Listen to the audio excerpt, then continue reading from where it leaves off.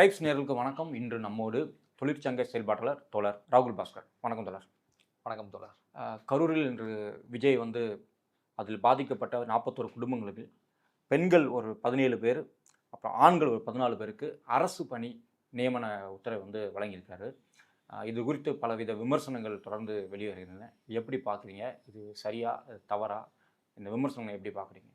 டோட்டலாக 31 பேருக்கு கருணை அடிப்படையில் வேலை கொடுத்துருக்காங்க அப்படின்றது தான் செய்தி.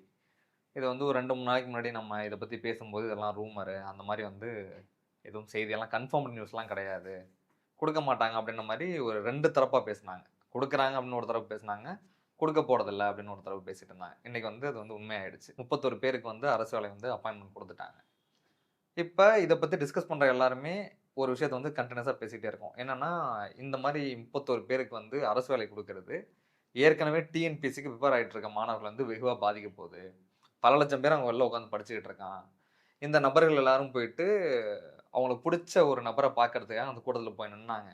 அதே சமயத்தில் அங்கே நிறைய பேர் எக்ஸாம் ப்ரிப்பேர் பண்ணிட்டு இருந்தாங்கல்ல, அவனோட வாழ்க்கையை கேள்விக்குறியாக்குற மாதிரி அப்படின்ற மாதிரியான டிஸ்கஷன் போயிட்டு இருக்கு. உண்மையாகவே இதில் டிஎன்பிஎஸ்சிக்கு படிக்கிற நபர்கள், அதாவது போட்டித் தேர்வுக்கு படிக்கிற நபர்கள் அஃபெக்ட் ஆக போகிறாங்களா அப்படின்னா அஃபெக்ட் ஆக போகிறாங்க.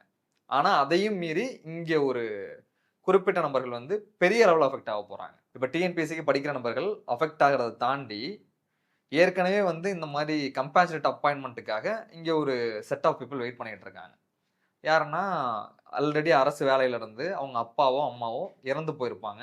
அவங்க கம்பேஷனேட் அப்பாயின்மெண்ட்டுக்காக வெயிட் பண்ணிகிட்டு இருப்பாங்க. இது தமிழில் கருணை அடிப்படையிலான பணின்னு சொல்லுவாங்க. இப்போ அந்த மாதிரியான நபர்கள் தான் இதில் மிகப்பெரிய பாதிப்பு. இதோட இந்த 31 பேருக்கு அரசு வேலை கொடுக்கறதுனால மிகப்பெரிய அளவில் பாதிக்க போகிறது ஏற்கனவே கம்பேஷனேட் அப்பாயின்மெண்ட்டுக்காக வெயிட் பண்ணிட்டு இருக்க நபர்கள் தான். அதை நம்ம அடிப்படையாக புரிஞ்சுக்கணும். 2வது பாதிப்பு தான் டிஎன்பிஎஸ்சி எக்ஸாமுக்கு ப்ரிப்பேர் ஆகிட்டு இருக்கவங்க. முதல் பாதிப்பு ஏற்கனவே ஒருத்தன் வெயிட் பண்ணிட்டு இருக்காங்கல்ல கம்பேஷனேட் அப்பாயின்மெண்ட்டுக்காக, அவனுக்கு தான். இப்போ என்ன விஷயம்னா, கம்பேஷனேட் அப்பாயின்மெண்ட் என்னென்ன கிரவுண்டில் கொடுப்பாங்க அப்படின்றத நம்ம ஃபஸ்ட்டு புரிஞ்சுக்கணும். இதுக்காக 2023 தமிழ்நாடு கவர்மெண்ட் ஒரு கைட்லைன்ஸை ஃபார்ம் பண்ணுறோம். இந்தந்த சூழலில் தான் கம்பேஷனேட் அப்பாயின்மெண்ட் கொடுக்க முடியும் அப்படின்னு சொல்லிட்டு.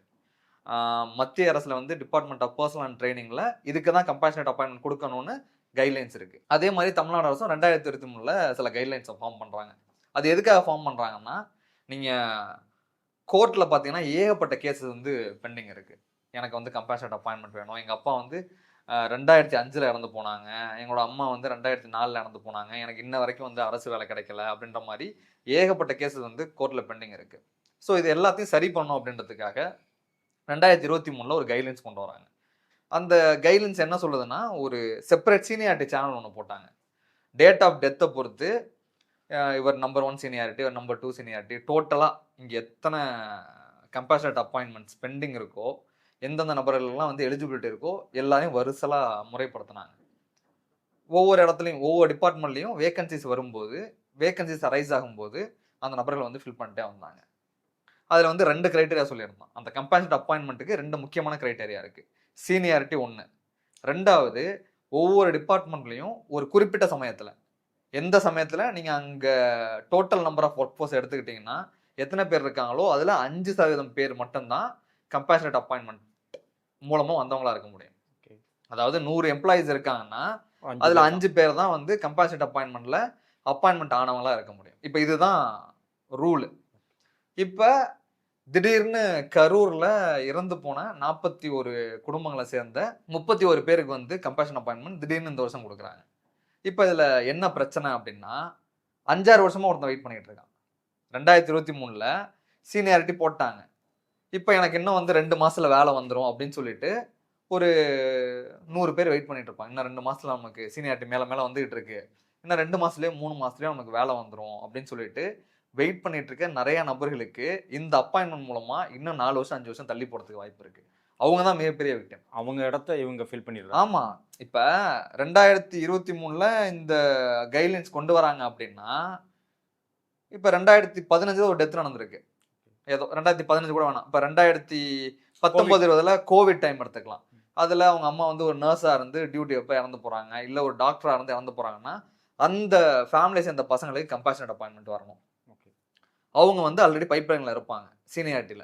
அவங்க கொஞ்சம் கொஞ்சமாக மேலே வந்து இன்னும் 2 or 3 months எனக்கு வேலை கிடச்சணும் அப்படின்ற சூழலில் வெயிட் பண்ணிட்டு இருக்கும்போது திடீர்னு 2025 நடந்த சம்பவத்தை சேர்ந்த 31 பேரை வந்து அந்த இடத்துல வந்து சொல்லுறாங்க.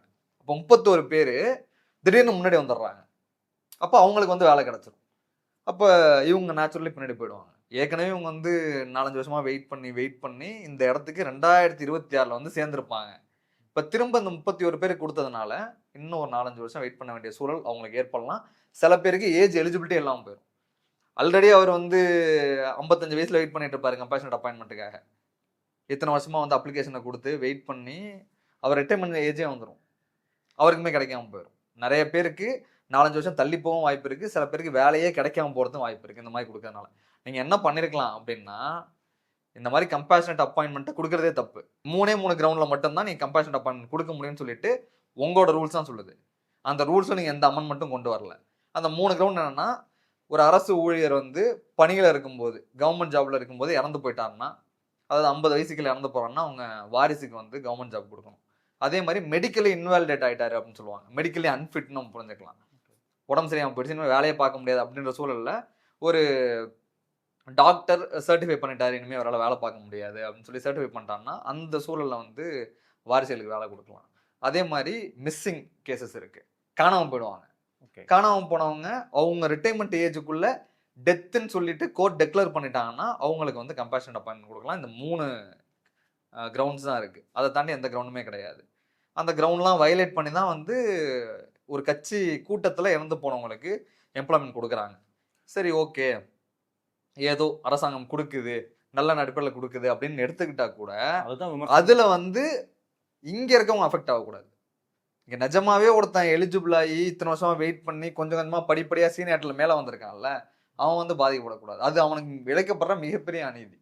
அதாவது இப்போ நீங்கள் சொல்கிறபடி பார்த்தாலுமே அதில் பாதிக்கப்பட்ட ஒரு அம்மா வந்து அவங்க பேட்டி கொடுக்கும்போது சொல்கிறாங்க, என் மகன் இறந்துட்டான், இதில் என் மகன் மட்டும்தான் எனக்கு வாழ்க்கையாக இருந்துச்சு, இப்போ இந்த வேலை கொடுக்குறது மூலமாக எனக்கு ஒரு லைஃப் வந்து பிறக்குது அப்படின்னா இதைத்தான் நிறைய பேரும் சொல்கிறாங்க.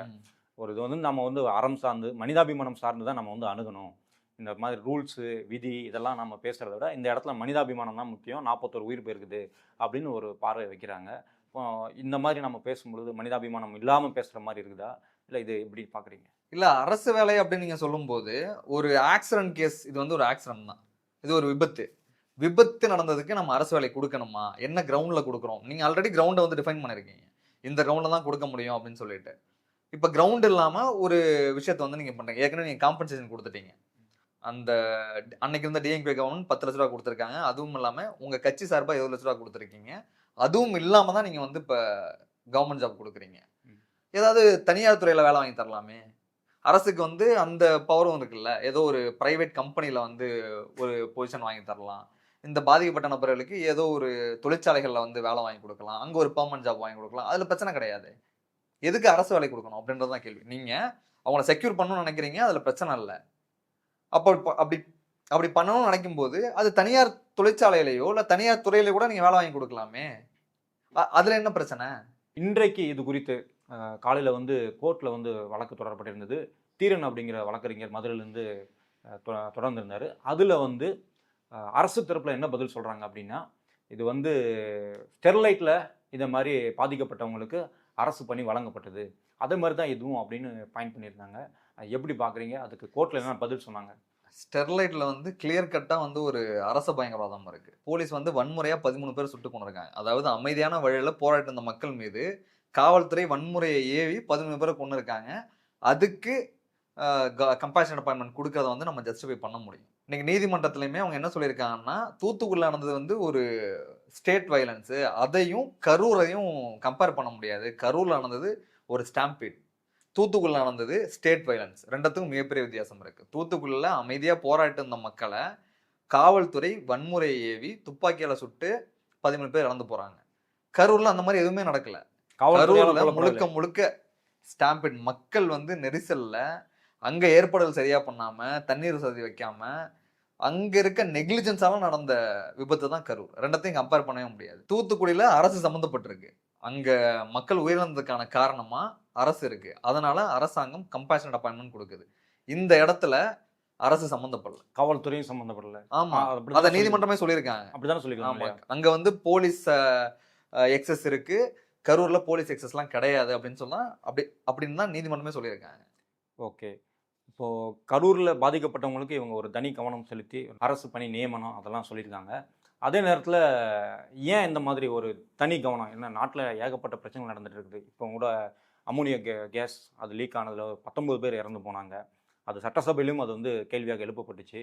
ஆனால் அதற்கும் இதற்குமா ஒப்பீடு பண்ணலாமா? இல்லை அந்த நிவாரணங்கள் இதெல்லாம் வந்து ஒரே பார்வையாக பார்க்கப்படுதா? இல்லை, 100% ஒப்பீடு பண்ணலாம். இதில் வந்து கண்டிப்பாக பொலிட்டிக்கல் ஆங்கிள் இருக்குது அப்படின்னு சொல்லி புரிஞ்சுக்க முடியும். கரூரில் இப்போ டிஎம்கே கவர்மெண்ட் 10 லட்ச ரூபா காம்பன்சேஷன் கொடுத்தாங்கன்னு நம்ம ஆல்ரெடி பேசணும். அதுவும் இல்லாமல் டிவிக்கே கட்சி சார்பாக 20 லட்சம் கொடுத்தாங்கன்னு பேசணும். அதுவும் இல்லாமல் அந்த குடும்பங்கள் வந்து தத்தெடுத்துக்கிட்டாரு. சொந்த செலவில் அவங்களுக்கான எல்லா விஷயங்களையும் நான் பண்ணித்தரேன் அப்படின்ற மாதிரி தத்தெடுத்துக்கிட்டாங்க. இப்போ அதுக்கு அடுத்து தான் வந்து 31 கவர்மெண்ட் ஜாப் கொடுத்துருக்காங்க. இது அப்படியே நம்ம அமோனியா கேஸ் லீக் இஷ்யூக்கு எடுத்துகிட்டு வந்தோம்னா 19 பேர் வந்து இறந்து போயிருக்காங்க. அது முழுக்க முழுக்க இங்கே இருக்க அரசு ஊழியர்களோட நெக்லிஜென்ஸில் நடந்த ஆக்சிடென்ட். அதுக்கு முழுக்க முழுக்க அரசு தான் காரணம். என்னன்னா பீரியடுக்கெலாம் இன்ஸ்பெக்ஷன் போவாங்க இந்த மாதிரி ஃபேக்ட்ரிஸுக்கெலாம். இப்போ கடைசியாக இன்ஸ்பெக்ஷன் போன நபர் அந்த ஃபேக்ட்ரி ஃபிட்டாக இருக்குது, அங்கே இருக்க பைப் லைட்ஸ்லாம் கரெக்டாக இருக்குது, அங்கே இருக்க எம்ப்ளாயிஸ்லாம் சேஃபாக ஒர்க் பண்ணுறாங்க அப்படின்னு சர்டிஃபை பண்ணிட்டு வந்திருப்பாரு. இப்போ கடைசியாக யார் அது இன்ஸ்பெக்ஷன் போனான்னு பார்த்து அதை நம்ம வெளில கொண்டு வந்தாலே அதுக்கு யார் காரணம்னு தெரிஞ்சிடும். முழுக்க முழுக்க அரசாங்கத்தோட அரசு துறையோட நெக்லிஜென்ஸால நடந்த ஆக்சிடென்ட் தான் அமோனியா கேஸ் லீக். அதில் 19 பேர் இறந்து போயிருக்காங்க. அதுக்கு அரசாங்கம் கொடுத்த நிவாரணம் அப்படின்றது வெறும் 2 லட்சம் ரூபாய் தான். இப்போ முழுக்க முழுக்க உங்களோட லேபர் டிபார்ட்மெண்ட் ஃபெயிலியரால் நடந்த ஒரு ஆக்சிடென்ட்டுக்கு நீங்கள் வெறும் 2 லட்ச ரூபா தான் நீங்கள் காம்பன்சேஷன் கொடுத்துருக்கீங்க. 19 பேர் செத்து போயிருக்காங்க. எல்லாருமே சின்ன சின்ன பசங்க, 19 வயசு 18 வயசு. அதில் நிறைய பேர் என்ன கிளைம் பண்ணுறாங்கன்னா 2 பேர் 18 வயசுக்கும் கீழான நபர்கள் ஃபேக்காக ஆதார் போட்டு எடுத்துகிட்டு வந்து இங்கே வேலைக்கு வச்சுருந்துருக்காங்க. ஏன்னா அது வந்து ஒரு ரால் ஃபேக்ட்ரி, அந்த ராலை உரித்து பதப்படுத்துகிற தொழிற்சாலை. அதுக்கு அந்த ராலை உரிக்கிறதுக்கு சின்ன பசங்களோட விரல் தான் கரெக்டாக இருக்கும் அப்படின்னு சொல்லி 18 வயசு கீழே இருக்க நபர்களை எடுத்து வந்து வேலைக்கு வச்சிருக்காங்க. அதுவே வயலன்ஸ் தானே இல்லையா? அவங்க எல்லாருமே ஒரு ஷெட்யூல்டு ட்ரைப் கம்யூனிட்டியை சேர்ந்தவங்க, ஒரிசா மாநிலத்தை சேர்ந்தவங்க. அவங்க எல்லாருமே வந்து ஷெட்யூல்டு ட்ரைப் கம்யூனிட்டி, ரொம்ப ரொம்ப ஒரு மார்ஜினல் பேக்ரவுண்ட்லேருந்து வரவங்க. ஒரு 18 வயசு கீழே இருக்க ஒரு குழந்தைய வந்து வேலைக்கு வைக்கிறதே வயலேஷன். அந்த இடத்துல ஸ்டேட் லேபர் டிபார்ட்மெண்ட் ஃபெயில் ஆயிருக்கு. அங்கே ஏஜ் வெரிஃபிகேஷன் பண்ணியிருக்கணும், அதை பண்ணலை. அந்த நெக்லிஜென்ஸ்னால தான் வந்து இறந்து போயிருக்காங்க. அதாவது நைட்டு முழுக்க நைட் ஷிஃப்ட் பார்த்துட்டு பெண்கள் எல்லாம் காலைல தூங்கிட்டு இருக்கும்போது அந்த ஆக்சிடென்ட் நடந்திருக்கு. அதாவது அவ்வளோ வேலை பார்த்துக்கிட்டு 14 மணி நேரம் டியூட்டி பார்த்துட்டு 12 மணி நேரம் டியூட்டி, அதுவும் இல்லாமல் 2 மணி நேரம் ஓவர் டைம் பார்த்துட்டு தூங்கும்போது அந்த அமோனியா கேஸ் லீக், அந்த அமோனியா பைப் வெடிச்சு ஆக்சிடென்ட் நடந்திருக்கு. அவங்க அந்த நிதானம் கூட இல்லை. இப்போ எழுந்து தப்பிச்சு ஓடி போகிறதுக்கு நிதானம் கூட இல்லாமல் தான் எல்லாம் தூங்கி இவ்வளோ பெரிய உயிரிழப்பு ஏற்பட்டிருக்கு.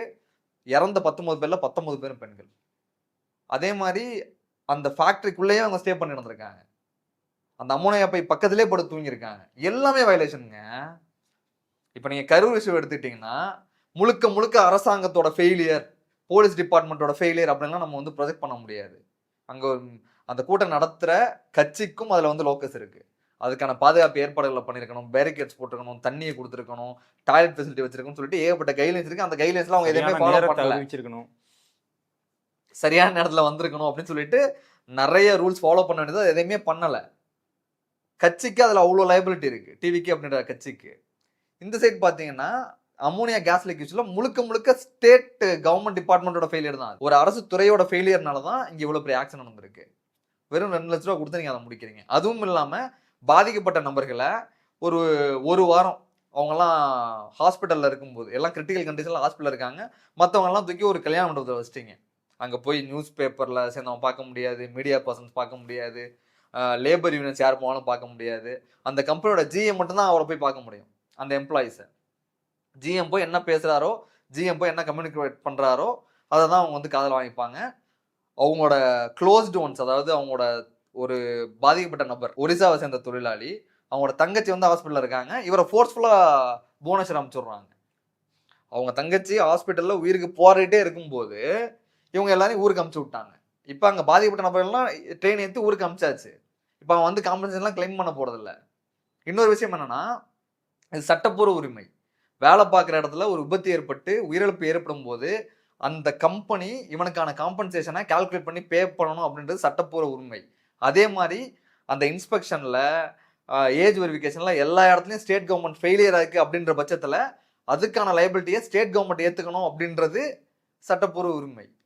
அது எதுவுமே பண்ணல, வெறும் 2 லட்ச ரூபா கொடுத்து முடிச்சிட்டாங்க அதை. ஆனால் கரூருக்கு பார்த்தீங்கன்னா பயங்கரமான கவனிப்பு இருக்கு. இது பொலிட்டிக்கலி வந்து அதான் கேட்குறேன், எப்படி பார்க்குறீங்க? அது டிவிக்கே விஜய் சென்ற ஒரு இடத்துல 41 பேர் இறந்துருக்காங்க, அதற்கு ஒரு வேல்யூவும், இந்த மாதிரி தொழிலாளர்கள் வந்து இறந்து போயிருக்காங்க, அதுக்குண்டான வேல்யூவும் ரொம்ப அப்பட்டமாக இப்படி தெரியுத ஒரு தொழிற்சங்கவாதியாக நீங்கள் எப்படி பார்க்குறீங்க?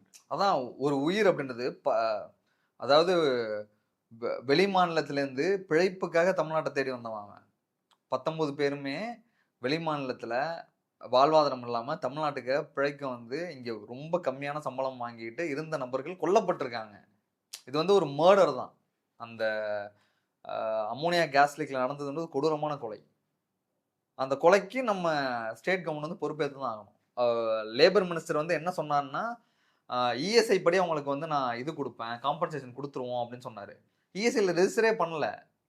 இந்த எம்ப்ளாயிஸ் யாருமே இஎஸ்ஐயில் ரெஜிஸ்டர் பண்ணல. எல்லாமே கையில் சம்பளம் வாங்கிட்டு வந்திருக்காங்க. நீங்கள் அதுவே பெரிய சுரண்டல் தான். ஆமாம், கையில் சம்பளம் வாங்குறதே பெரிய சுரண்டல் தான். நீ பேங்க் அக்கௌண்ட்டில் தான் சம்பளத்தை போடணும். லேபர் மினிஸ்டரோட கைட்லைன்ஸ் இருக்குது, லேபர் கோட்ஸில் இருக்குது தெள்ள தெளிவாக. அதையும் மீறி நீ கையில் சம்பளம் கொடுத்துருக்க. அக்கௌண்ட்டில் சம்பளம் வந்தால் தான் உனக்கு பிஎஃப் பிடிப்பான், அக்கௌண்ட்டில் சம்பளம் வந்தால் தான் நீ இஎஸ்ஐ பிடிப்பான். ஆனால் நீங்கள் சட்டமன்றத்தில் வந்து என்ன சொல்கிறீங்கன்னா, நான் இஎஸ்ஐ படி காம்பன்சேஷன் கொடுப்பேன் அப்படின்னு சொல்கிறீங்க. அதை கூட நீங்கள் வெரிஃபை பண்ணல. அவனை இஎஸ்ஐ போகுதா போகலையான்னு வெரிஃபை பண்ணுறது 2 நிமிஷம் வேலை. அவனோட பே ஸ்லிப்பை பார்த்தா எம்ப்ளாயர் வந்து இஎஸ்ஐயில் கான்ட்ரிபியூஷன் கொடுக்குறானா அப்படின்னு பார்த்தா நம்ம கண்டுபிடிச்சிடலாம். அதை கூட நீங்கள் பண்ணல. அப்பட்டமாக அசம்பிளியில் வந்து நான் இஎஸ்ஐ எப்படி காம்பன்சேஷன் கொடுப்போம்னு சொன்னீங்க. அப்போல்லாம் காம்பன்சேஷன் வாங்கவே முடியாது உங்களுக்கு. அரசு கொடுத்த 2 லட்ச ரூபா காம்பன்சேஷன் தான். அந்த முதலாளியும் எந்த காம்பன்சேஷன் கொடுக்க மாட்டான். முதலாளியை அரெஸ்ட் பண்ணியிருக்காங்க, ஒரு 2 பேர் 3 பேர் அரெஸ்ட் பண்ணியிருக்காங்க. அதுவும் இல்லாமல் ஒரு கான்ட்ராக்டர் அரெஸ்ட் பண்ணியிருக்காங்க. அவங்களுமே கொஞ்ச நாள் வெளியே வந்து அவங்க அடுத்த கம்பெனி ஆரம்பிச்சுட்டு போயிட்டே இருப்பாங்க. பாதிக்கப்பட்ட தொழிலாளர்கள் எந்த நியாயமும் கிடைக்க போகிறது கிடையாது. எம்ப்ளாயர், அதாவது அந்த முதலாளி கொடுக்க வேண்டிய காம்பன்சேஷனும் கொடுக்கப்பட மாட்டாது. அப்போ இதன் அடிப்படையில் நம்ம பார்க்குறதா இருந்தால் இந்த 41 பேர் உயிர்கள் வந்து ஒரு அரசியலுக்கான விலையாக தான் வைக்கப்படுது. அவங்க டிவிகே கட்சியினோட தவறுகளை மறைக்கிறதுக்காக இது பயன்படுத்தப்படுது அப்படின்னு எடுத்துக்கலாம். அப்படி தான் அதை புரிஞ்சிக்க முடியும். முழுக்க முழுக்க அவங்களோட ஃபேஸை சேவ் பண்ணிக்கணும் அப்படின்றதுக்காக கரூர் ஸ்டாம்பில் இறந்து போன நபர்களுக்கு கொடுக்கப்படுற காம்பன்சேஷனாக இருக்கட்டும், அரசு வேலையாக இருக்கட்டும், எல்லாமே பொலிட்டிக்கல் கால்குலேஷன்ஸ் தான். நீ உண்மையாக உயிர் மேலே அக்கறை இருந்தால் அம்மோனியா கேஸ்லிக்கும் இதே மாதிரி நீங்கள் கொடுத்துருக்கணும். சரி, அதர் ஸ்டேட்காரவங்க நீங்கள் கவர்மெண்ட் ஜாப் கூட கொடுக்க வேணாம், நல்ல காம்பன்சேஷன் கொடுத்துருக்கணும்ல, நியாயமான காம்பன்சேஷன் கொடுத்துருக்கணும்ல, அது கூட நீங்கள் கொடுக்கலையே, வெறும் 2 லட்ச ரூபா தான் கொடுத்தீங்க. இன்றைய தினம் நிகழ்ச்சியில் கலந்து கொண்டு பல்வேறு முக்கியமான கருத்துக்களை, தகவல்களை பகிர்ந்து கொண்டமைக்கு நன்றி. நன்றி.